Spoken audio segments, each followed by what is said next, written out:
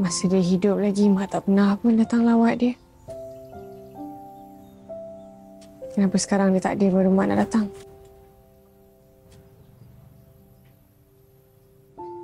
Mak tak takut ke, Mak? Manalah tahu kan, sial dia tu berjangkit dekat Mak kali ni.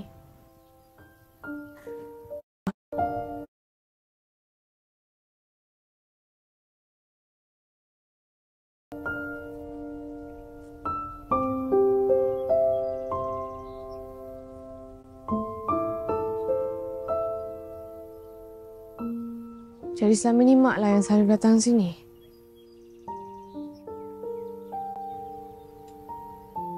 Masa dia hidup lagi, Mak tak pernah pun datang lawat dia.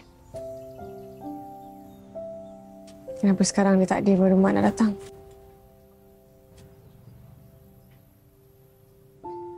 Mak tak takut ke, Mak? Manalah tahu kan, sial dia tu berjangkit dekat Mak kali ni.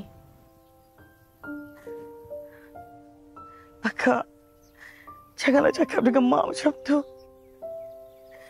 Mak tahu Mak salah.